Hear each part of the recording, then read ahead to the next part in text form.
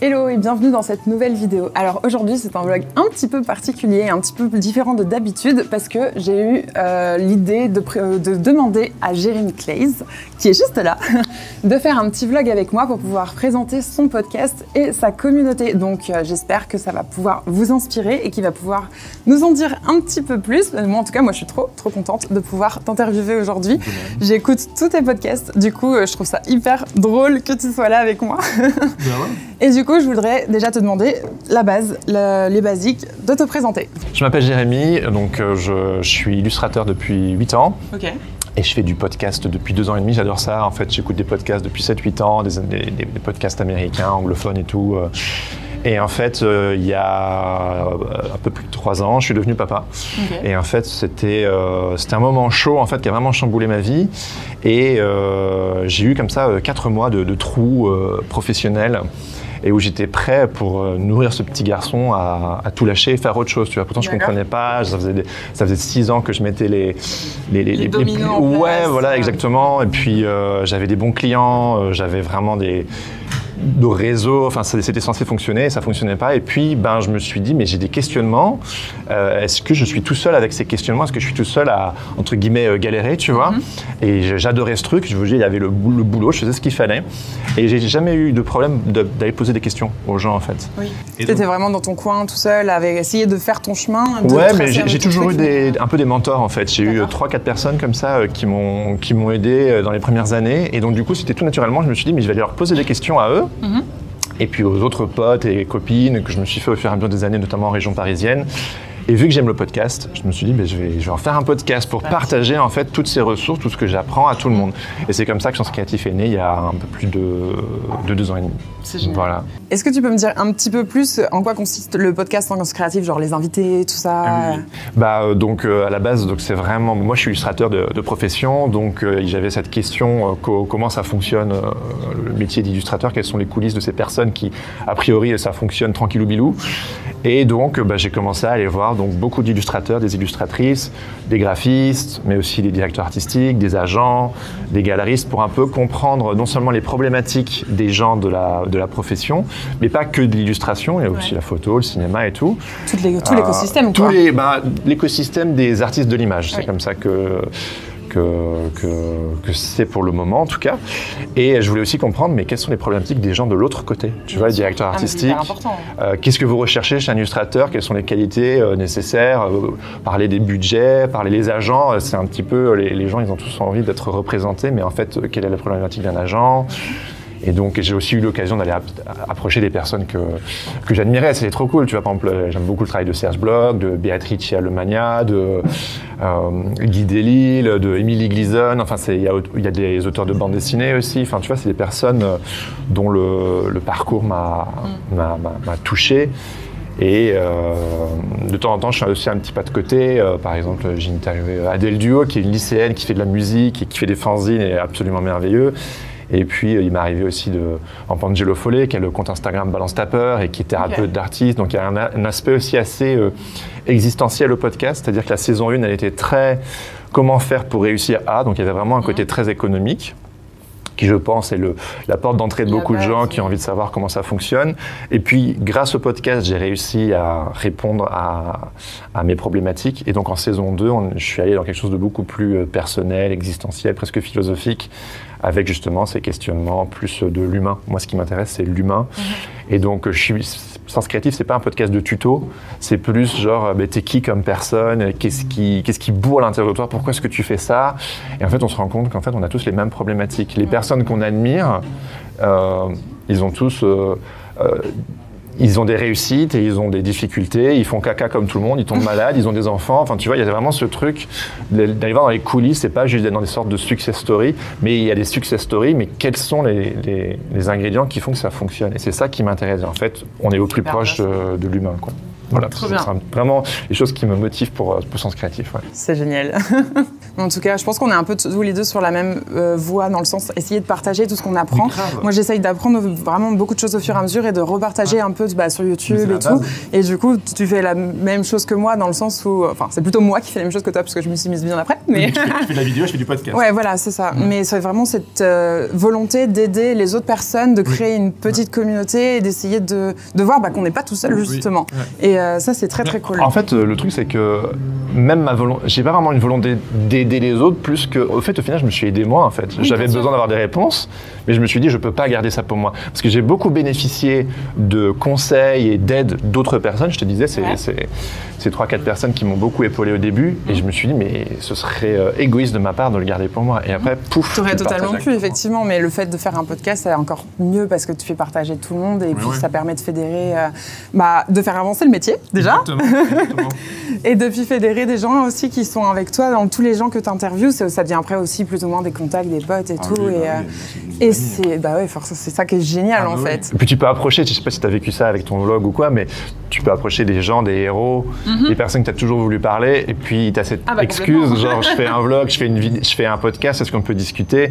Puis au fur et à mesure du temps, tu as interviewé des personnes intéressantes, donc les gens ils disent ah oui d'accord, machin, c'est pas un rigolo, c'est pas une rigolote. Et c'est trop chouette parce qu'en fait c'est un cercle vertueux. Exactement. Et du coup, une fois que tu as fait le podcast, tu as commencé à faire un Patreon, c'est toi et Laurent qui avait commencé à le faire? Ah non, c'est moi. Ou c'est juste toi? C'est moi, j'ai lancé en janvier 2020. Alors pour moi, Patreon, c'était aussi une évidence. En fait, vu que j'ai une culture très anglophone, les Anglais, les Américains, Patreon, c'est vraiment un truc... Parce qu'au final, moi, j'aimais énormément faire ce podcast, mais comme on sait, ça prend du temps. Oui. Et le temps, c'est de l'argent. Alors, je veux dire... tu le fais pas pour l'argent, mais je veux dire, tu as besoin un petit peu de rentrer un petit peu dans tes frais. Bien sûr. Mais en fait, en réalité, donc ça c'est l'aspect économique, mais moi je l'ai pas fait pour ça, je l'ai fait pour attirer les super fans. Je me suis dit, mais qui serait prêt? On sait très bien que quelque chose de gratuit et quelque chose où tu mets volontairement quelques dollars sur la table, il y a un affect différent. Et il y a un engagement qui est différent. Le psy, si tu le payes 20 balles ou 90 balles, ton engagement sera différent, tu vois. Et donc, du coup, moi, il y avait vraiment ce désir de qui sont mes auditeurs? Alors, j'ai organisé ça aussi avec les lives, les pique-niques, mais le Patreon, le Patate Club, comme on l'a rebaptisé par la suite, c'était vraiment un lieu de genre, vous êtes qui? Les super fans, tu vois. Et donc, c'est ça que j'ai voulu créer. J'ai voulu enclencher un dialogue qui était déjà existant, que ce soit sur les réseaux, que ce soit, comme je le dis, les pique-niques, les événements live, etc. Mais c'est genre de créer un endroit où en fait on se retrouve. Et j'ai lancé ça en janvier 2020. Et puis c'est au fur et à mesure du temps, tu mentionnais Laurent, c'est au fur et à mesure du temps que... C'est en fait, pour te raconter, c'est en juillet 2020, on a fait, donc il y avait l'annuel apéro pique-nique. Et le lendemain, on a organisé une journée VIP pour les membres. On a été se manger une saucisse purée à Paris, parce que j'aime trop ça. Et il y a 2 personnes, Lucille Faroni et Laurent Bazar, qui tous les deux ont dit, et si il manquerait un Discord? Je dis, sur quoi un Discord? Moi, je suis pas un gamer, je suis pas dans les trucs du dark web et je sais pas quoi, tu vois. Et moi, j'ai dit, ils me le vendent, ils me l'expliquent, et moi, je suis genre, ça a l'air cool, mais... j'ai pas le temps de m'en occuper, je comprends pas, allez-y. Le soir même, ça existait, et en fait, c'est devenu une sorte de QG. Parce qu'avant, on avait un WhatsApp privé pour les membres qui soutenaient, et puis après, il y a ce QG qui est, on va sûrement en parler, c'est devenu vraiment une fourmilière de créatifs. Aujourd'hui, on est plus de 500, et plein de gens qui partagent. Donc, il y a le Discord qui est ouvert à tout le monde, qui attire beaucoup les auditeurs de Sens Créatif, mais aujourd'hui, il vit presque tout seul. Il y a des gens qui viennent sur le Discord, c'est même pas qu'il existe un podcast Sens Créatif, tu vois. Et puis, à côté de ça, tu as le Patate Club, qui sont les membres qui soutiennent financièrement, dont tu fais partie, ceux du Patreon. Là, on est à 160, quelque chose comme ça. Et c'est vraiment un espace qui est dédié où, par exemple, sur le Discord, il y a des espaces, des channels secrets, comme on dit, où il y a des collaborations, il y a des workshops en ligne qui sont ouverts à tout le monde, il y a des rencontres mensuelles à Paris, mais aussi à Strasbourg, à Lyon, dans le Nord. Les gens se retrouvent entre eux. C'est vraiment, on a créé un espace où les gens peuvent se retrouver, se filer des bons plans, s'encourager, faire des collabs. Il y a des projets projets qui vont naître dans les projets. Il y a un collectif, bon, on va sûrement en parler, il y a le collectif Patate, enfin, tout ce truc il y a tellement de choses qui s'est créé autour de ce Discord, c'est assez impressionnant. Moi, je t'avoue que quand je suis arrivée dedans, du coup, ça fait 2 semaines que tu m'as ajouté, ou je sais plus qui m'a ajouté. Et du coup, je suis arrivée là-dedans, j'ai fait waouh, oh my God. Il y a un monde là, c'est Disneyland. Il y a des attractions partout. Je trouve que c'est un peu un best kept secret de l'internet, c'est une sorte de caverne d'Alibaba où tu n'imagines pas.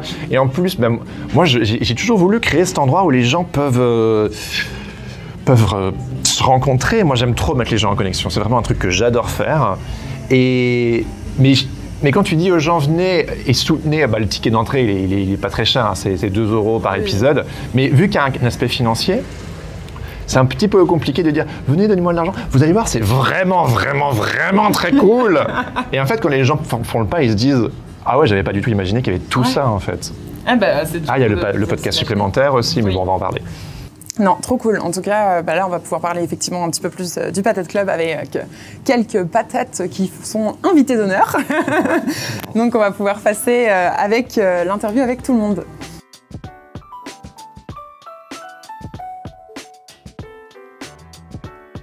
Eh ben, salut les patates. Je suis trop contente que vous ayez tous pu venir pour participer à ce petit vlog. C'est hyper cool. Et du coup, ma première question, parce que franchement, quand j'ai vu la première fois Club Patate, Patate Club, je n'y arrive jamais déjà. Hein, c'est Club Patate. Patate Club. Patate Club, on va y arriver. Patate. Du coup, justement, c'était d'où vient ce nom, parce que ça n'a rien à voir donc avec, comme on a parlé, discuté juste avant, Sens Créatif. Donc c'est quelque chose de complètement à part, mais qui a été initié du coup par toi, Jérémy, à la base. Et du coup après, où il y a plusieurs personnes qui t'ont rejoint, dont Laurent, pour pouvoir un petit peu gérer du coup ce Discord et cette communauté. Mais alors, le nom Patate. Alors, ça a quelque chose quand même. Pardon, je prends le micro. Ça a quand même quelque chose à voir avec le podcast, dans le sens où, comme tu sais, je suis belge et sur le podcast, je fais toujours un épisode spécial Belgique où j'ai fait des monologues où je disais si on veut gagner des patates, si on veut faire des frites, il faut semer, labourer, récolter. Donc il y avait toujours un peu cette métaphore de la pomme de terre, et je sais que j'aime bien un peu jouer de ma belgitude sur le podcast, mais ça reste un petit gimmick, une petite pointe de folklore. Et en fait, il y a une membre du Patreon, à l'époque, ça s'appelait encore comme ça, qui a lancé le Patate Club Challenge. Et donc c'est en fait un challenge d'illustration sur Instagram, et où les gens du Patreon ont commencé à se chauffer et à faire des illustrations. Et puis moi j'ai trouvé ce nom tellement chouette que je lui ai piqué, donc big up à Lucie de Las Rocas, c'est elle qui a inventé ce nom. Et en fait, à partir du moment où j'ai rebaptisé le Patreon, le Patate Club, en fait, il y a eu un folklore qui s'est lancé. Il y avait les tartiflettes, il y avait les tartes flambées en Alsace, il y avait les frites du Nord. Enfin, il y avait tout un petit. Il y a même des stickers sur Instagram maintenant et tout. Voilà, c'est ça. Oui, c'est vrai. Si vous allez dans les gifs sur Instagram, si vous tapez Patate Club, vous trouverez des petits. Génial. Voilà. Donc c'est de là que vient le nom Patate Club. Et tu vois, on se donne la patate. Et il y a aussi ce côté. On se prend pas au sérieux, mais on se donne les moyens d'y arriver, on se serre les fesses et on y va, quoi. C'est plus rigolo, quoi. On n'a pas peur d'utiliser des mots comme ça, tu vois. En même temps, on se des patates dans des fesses. Quoi ? Donc ça vient de là. Mais ouais. Et du coup, vous avez tous rejoint la communauté au fur et à mesure. Donc j'imagine par le Discord et par le Patreon. Je ne sais pas si tout le monde, du coup, on n'est pas obligé de faire partie du Patreon pour être sur le Discord et vice-versa, c'est ça ? Ouais, complètement, ouais. En fait, on devient une patate du moment en fait on soutient le podcast. Donc ça c'est une première chose, et le fait de soutenir le podcast en fait donne accès ensuite au Discord, au serveur Discord, et où là on peut rejoindre la communauté du Patate Club.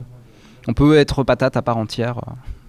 Et à l'écosystème, aux rencontres, exactement, c'est ça. Aux workshops, enfin tout ça. Voilà, parce que c'est pas juste en fait un énième réseau social, tu vois, de plus qui va te phagocyter du temps sur ta journée. Non, en fait, c'est vraiment un outil. On l'a pensé comme ça.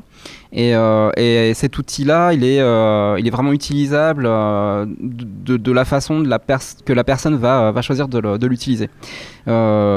Chacun a son rythme, chacun a son temps, et il vient trouver en fait des informations, il vient mutualiser son expérience. ses idées de sorties, d'expos, pourquoi pas, même faire des collabs, faire des recommandations, parler administratif dessus, parce qu'on parle aussi de ça.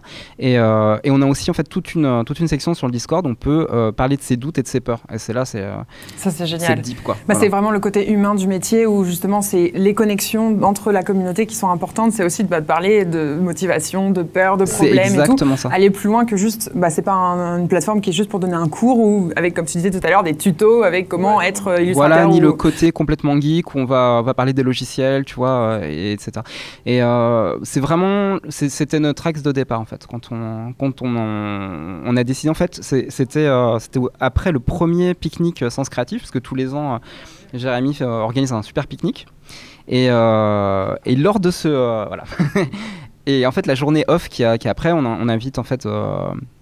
ceux et celles qui veulent venir à faire un petit resto. Et lors de ce resto, on a parlé justement de la communauté et comment fédérer la communauté, comment regrouper les patates entre elles. Et à l'époque, c'était pas encore les patates. Non, ça s'appelait pas comme ça. Les patates, c'était appelé après. En fait. C'était bien donc là, après. L'idée, c'était vraiment les Patreons, quoi, au début. Et avec Lucille Faroni, qui partage comme moi la passion du Discord. On a proposé à Jérémy, mais écoute, en fait, la plateforme qu'il te faut, c'est pas Slack, c'est pas WhatsApp, c'est un Discord. Voilà, Discord, c'est fait pour les gamers à la base, mais de plus en plus, c'est utilisé justement pour les communautés de streamers sur Twitch, par exemple, et ça marche super bien, quoi. C'est très pratique, c'est un super outil qu'on peut customiser vraiment à l'envie.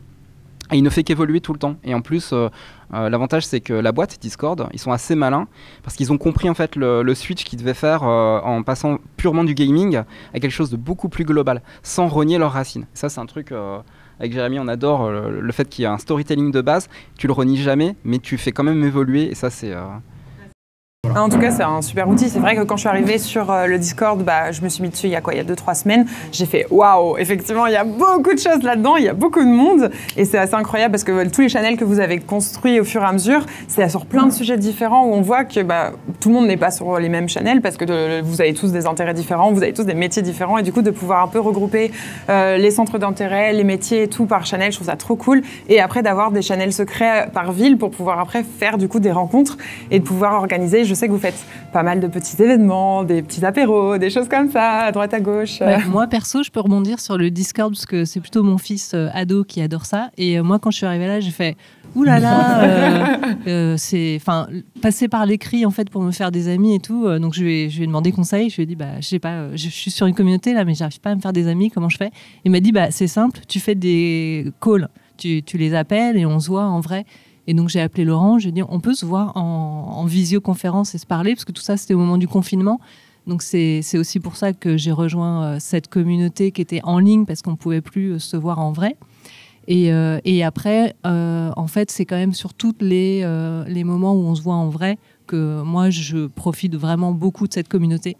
Et le Discord, j'utilise un peu comme un outil, mais voilà, le real life, c'est quand même le plus sympa dans cette communauté. C'est là où on fait le distinguo en fait, entre réseau social et réseau humain. Et nous, on le pense comme un réseau humain. C'est juste un outil pour que les gens se rencontrent. C'est le pitch de départ, c'est ça.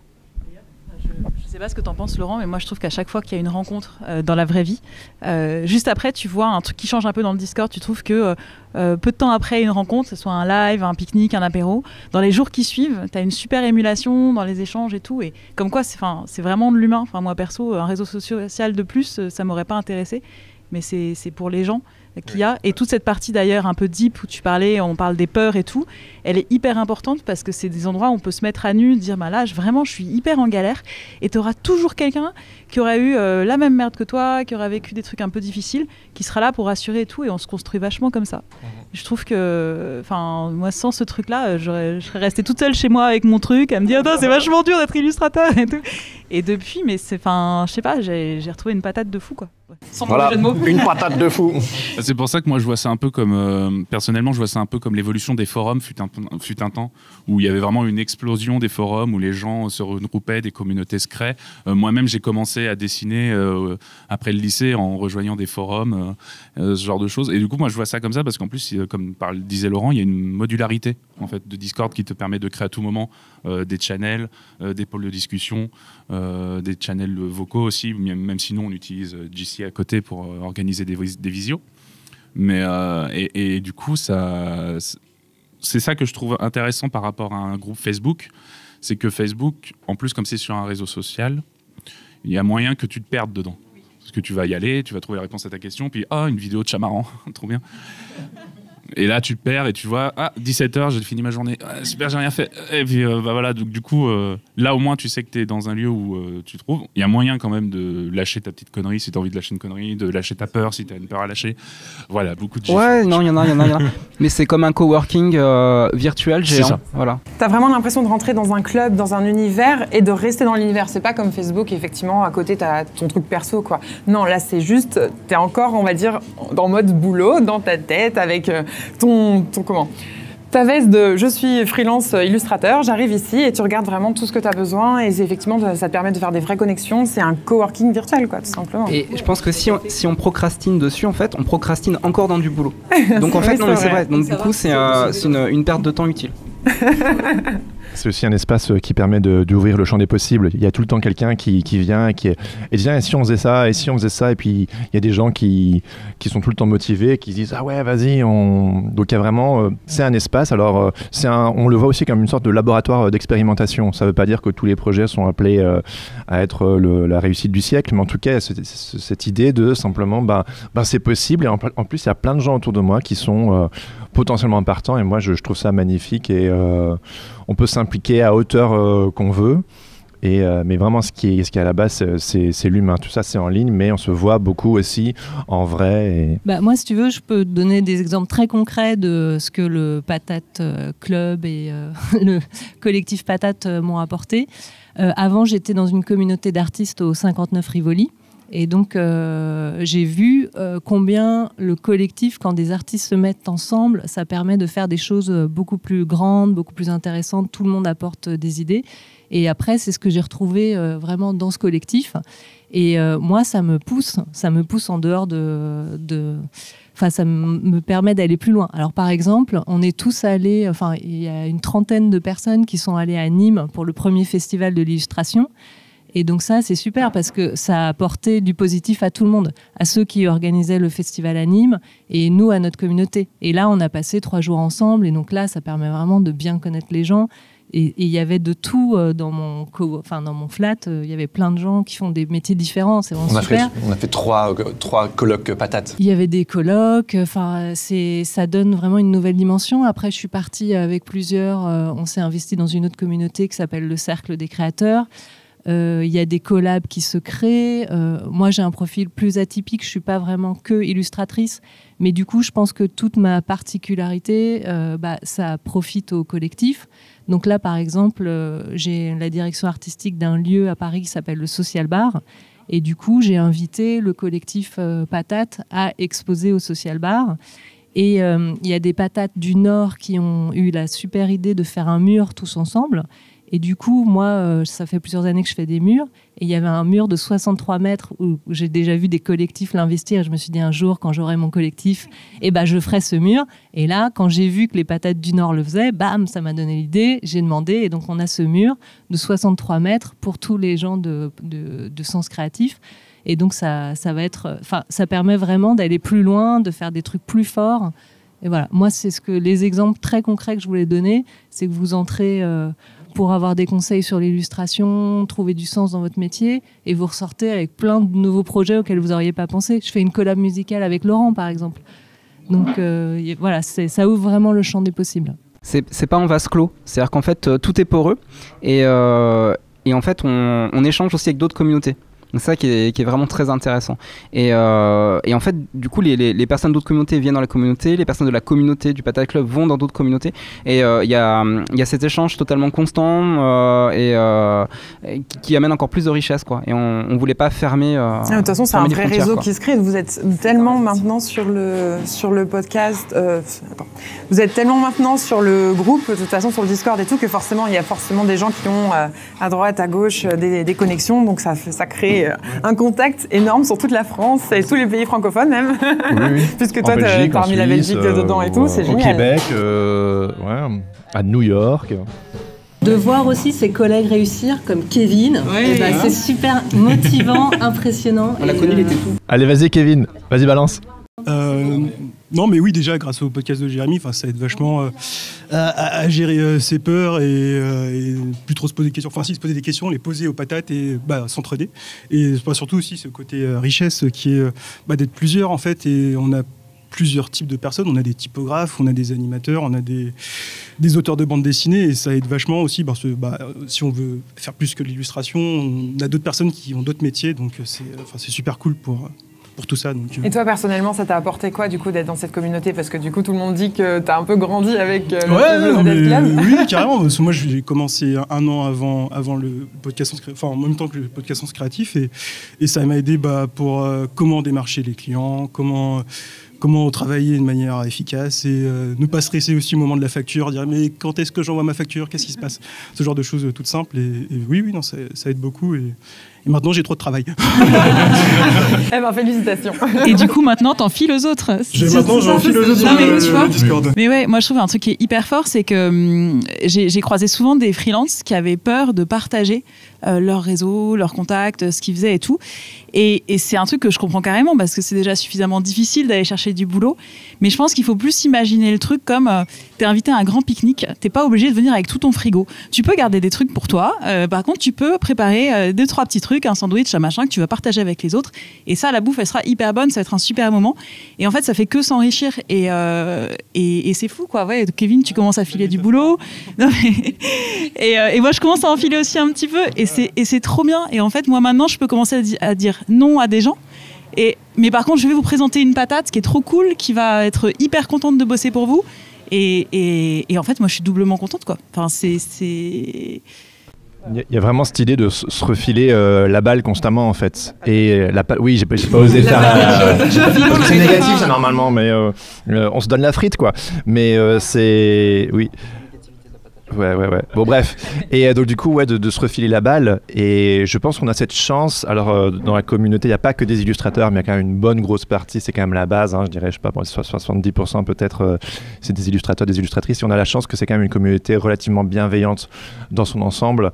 Et donc, du coup, il y a cette facilité de mutualiser et c'est une économie fragile malgré tout, c'est passionnant, c'est magnifique, c'est des métiers vraiment hyper cool. Mais donc du coup moi de base le podcast je l'ai lancé parce que je me demandais si j'étais tout seul à avoir ces questionnements, et en fait je me suis rendu compte que non, et que qu'on soit débutant ou qu'on soit professionnel depuis 20 ans, en fait tout le monde a les mêmes questionnements. Donc il y a vraiment ce côté on met en commun, et donc du coup de se refiler la balle, de se refiler les tafs. Il y a aussi ça, on pourra en parler avec le collectif Patate, il y a aussi cette idée de mutualiser encore plus concrètement. Mais je pense que Mehdi voulait dire un truc. Oui, pardon. J'étais à fond dans le... justement, c'est ce que je voulais dire, c'est que c'est trop bien de pouvoir se refiler des choses, des boulots, mais c'est aussi super bien quand on se lance. Moi, par exemple, je me suis lancé avec pile au moment de la période du Covid. Après 2 ans, en 2018, j'étais sorti de l'EPSA, et du coup, j'avais rien, j'avais pas de carnet d'adresse, j'avais rien, je ne connaissais personne et tout. Et du coup, quand tu sors, que tu lances en 2020 ton tout début de carrière, ta petite graine de freelance, et que t'as rien, tu vas sur le groupe Facebook freelance MDA, j'ai peur, aidez-moi là, et tu ressors toujours aussi effrayé, mais avec une réponse. Donc déjà, ça au moins c'est cool. Mais t'as pas le côté humain derrière, et t'as pas surtout le côté tiens, je vais te refiler ce truc là. Et des fois même l'inverse, genre t'as un impératif qui t'arrive et tu peux pas prendre un contrat qui arrive, et tu connais personne d'autre à qui le refiler. Et du coup, d'avoir ce ping-pong, justement, c'est vachement bien, ça te détend de ouf, et ça te met plus en confiance pour te lancer. Et en plus, comme on parle des peurs aussi, de ce genre de choses, on en connaît autant sur les autres, mais surtout sur nous-mêmes. Et ça nous permet d'avancer super bien, quoi. Est-ce qu'on parle aussi des patateliers ? On peut. Allez, si vous êtes d'accord. Alors une autre fonctionnalité du Discord, c'est qu'on donne en fait l'occasion et l'opportunité aux volontaires d'organiser leur propre atelier. Donc c'est bénévole, donc il n'y a pas d'histoire d'argent derrière, et donc ils proposent en fait un atelier sur une spécificité, une spécialisation qu'ils ont et qu'ils veulent partager aux autres. Et ceux qui sont intéressés peuvent s'inscrire au patatelier, parce qu'on les appelle comme ça, c'est vraiment des workshops. Donc ça peut être des patateliers sur des choses comme Procreate, par exemple, comment se servir de Procreate. Il peut y avoir des patateliers sur la couleur, comment gérer la couleur, comment faire des nuanciers, comment harmoniser les couleurs, parce que c'est vrai que souvent les illustrateurs, illustratrices ou les graphic designers, en fait, ils ont cette problématique de se dire, moi j'y connais rien en couleur, chaque fois que je fais des trucs c'est un petit peu au pif, alors qu'en réalité ils ont cette sensibilité-là. Et c'est bien aussi de pouvoir la partager en fait. On a des patateliers après complètement dingues sur des mathématiques, sur la langue hindi. Génial. Voilà. Ouais, vraiment ça sort complètement du cadre. Voilà. Et on a un best-seller qui est l'administration. Et oui, en plus voilà, et le patatelier administratif sur les statuts, voilà, artiste-auteur, auteur-entrepreneur. Ça faut que je le fasse aussi. C'est Geoffrey, big up à Geoffrey, il est passionné de paperasse administrative. Qui est passionné quand on est créatif de paperasse administrative? Lui, il adore ça. Il a déjà fait ce workshop plein de fois sur le Discord. Merci. Je te prends le mic. Et ouais, voilà. Et donc, du coup, ça donne des sueurs froides à tout le monde. Mais lui, il est genre, vas-y, t'inquiète, viens. Génial. On compare tous les statuts et tu ressors avec ta réponse, quoi. Ouais, du coup, maintenant, par exemple, dans un des topics de patatelier, on a quasiment tout un process sur t'es auto-entrepreneur, tu veux t'inscrire enfin à la MDA, ben voilà comment faire. Et aujourd'hui, on a un super contenu. Enfin, moi, en tout cas, ça m'a servi et j'avais mis 8 ans à passer le pas, quoi. Genre, j'exagère. 2-3 ans à passer le cap et maintenant, c'est trop bien, quoi. T'as tout ton truc, t'as juste à aller dans ce topic-là. Ouais, puis on a même un topic. Alors, je suis l'un des seuls à pas avoir d'enfant à cette table, je crois. Mais on a même un. Ouais, t'es pas. Ouais, on est. On a même un topic sur la parentalité. Et, moi, je le regarde en parallèle parce que j'aime bien, je suis curieux, ça m'intéresse. Mais voilà. Mais du coup, c'est marrant parce que même sur ce point-là, avec le Covid, c'était vraiment pas simple pour les parents de gérer les enfants à la maison, etc., tout en étant illustrateur ou en télétravail. Et du coup, même sur ça, on a vraiment... Et en fait, généralement, dès qu'il y a un sujet qu'on voit que ça prend de l'ampleur et que c'est intéressant et qu'on voit qu'on peut aller dans le deep et chercher quelque chose et glow up sur ce sujet, il y a un sujet, il y a un channel qui se crée, quoi. On a même un channel sur la bière, je crois. Enfin, de tout, on peut parler de tout. De tout, je sais pas. C'est moi qui décide de ça. Et comme dit tout à l'heure, il y a des collabs très concrètes qui naissent. Par exemple, genre, il y a un fanzine qui est en train de se monter, il y a le collectif qui s'est monté, il y a... il y avait un autre truc... Tac. Le mur, voilà, le mur, la fresque et tout. Et puis, donc, il y a vraiment cette idée de faire des projets long terme tangibles aussi. Et ça, c'est hyper stimulant quand quelqu'un vient juste suggérer une idée et qu'il y a vraiment genre, une personne va faire la DA, une personne va faire la mise en page, une personne ceci, cela. Et puis, ce serait pas mal qu'on cause aussi du collectif Patate qui, pour le coup, c'est totalement organisé de manière assez impressionnante. Moi, au final, je suis spectateur de ce genre de choses. Est-ce que tu peux expliquer, c'est pas la même chose. Oui, c'est pas la même chose. Laurent va être bien lancé. Vas-y, Clément. Alors, il y a deux choses. Juste avant, je voulais préciser un truc vite fait.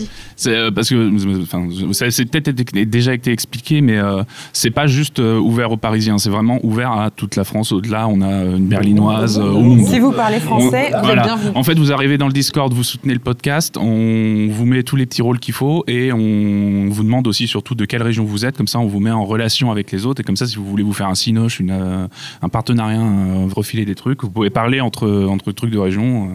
Et voilà, c'était juste au cas où pour bien préciser. Et même, par exemple, si tu pars en vacances dans l'Ouest et que tu veux voir les patates de l'Ouest, tu peux demander l'accès au topic patates de l'Ouest et tu les rencontres sur un week-end et c'est hyper cool. Et donc ouais, on disait sur le collectif, en fait, il y a deux choses. Le jour où tu deviens Patreon, tu rentres dans le Patate Club. Et en fait, au sein du Patate Club, tu as un petit groupe d'une 30aine de personnes qui s'appelle le collectif Patate. Et là, c'est vraiment une vocation professionnelle. C'est-à-dire qu'il y a un site internet qui a été créé qui s'appelle collectif-patate.fr. Et donc, c'est un catalogue de professionnels de l'image. Donc, beaucoup d'illustrateurs pour l'instant, mais il y a aussi lettering et motion design. Et le but, ça va être, on va être un peu tous tous les agents des uns et des autres. Donc il y a un groupe démarchage au sein du collectif dont on fait partie avec Kevin. On va aller chercher des DA, des boîtes, des agences qui pourraient être intéressées par nos profils. Et en fait, on s'est dit ça va être vachement plus facile, enfin en tout cas en ce qui me concerne, pour moi ça va être vachement plus facile d'aller démarcher pour le groupe que juste pour moi. Et de dire regardez, on est hyper cool, on fait ça, etc. Il y a peut-être un profil qui vous intéresse dans vos projets. Ça va débloquer des trucs, on va pouvoir mutualiser nos contacts, contacter des gens auxquels on n'aurait jamais pensé juste pour soi, et ça va profiter à tous. Et du coup, ce groupe-là, ça va être l'occasion d'avoir une vraie dynamique interne, parce que du coup, qui dit démarchage dit aussi com, donc il y a un compte Instagram, il y a le site, il y aura une newsletter, il y a aussi des événements, des expos, donc ça, Mathilde, elle s'occupe de la partie plus événementielle sur Paris, mais on a demandé à des personnes d'autres grandes villes aussi de s'y mettre. Donc tout ça, c'est en train de se mettre en place, et en fait, c'est vraiment en train de se professionnaliser. Et on se dit, ce petit groupe, il va pouvoir donner une super dynamique à tous ceux qui arrivent, peut-être qui débutent dans l'illustration et qui vont pouvoir assister à comment se crée en fait un collectif et comment on met en place cette dynamique. Et je pense qu'on en est qu'au tout début, mais moi j'ai hyper hâte de voir la suite, ce que je suis attaqué. Ouais. Est-ce que tu veux rajouter encore un truc ou vous êtes tous invités le 8 décembre au Social Bar pour l'enregistrement live et en public du dernier épisode de la saison 3. Il y aura aussi un petit concert après. Il y aura une table ronde aussi avec des patates, des surprises. Donc venez faire la fête avec nous, venez rencontrer la communauté, venez entendre des parcours inspirants. On va revenir sur l'histoire du Sens Créatif et du Patate Club. Comme ça, vous aurez l'occasion de poser des questions, de vraiment rencontrer les gens. Voilà, donc cet épisode-là, il est vraiment fait pour faire un focus là-dessus et faire la teuf et bien manger, danser et voilà tout ça. Trop bien. Mais en tout cas, moi, je mets tous les liens dans la description pour le Patreon, avec le Patate Club, avec les différents podcasts, tout ce qu'on a parlé, tout sera dans la description en dessous. Et je pense qu'on a fait un bon tour. De toute façon, c'est facile maintenant de vous trouver, qu'on passe par Patate Club, le site du collectif ou sur le podcast directement. Donc là, je pense qu'on a fait un énorme tour. En tout cas, merci beaucoup. C'était trop cool de vous avoir. Merci à toi. Merci. Et on se dit au 8 décembre, du coup. Merci. Au revoir.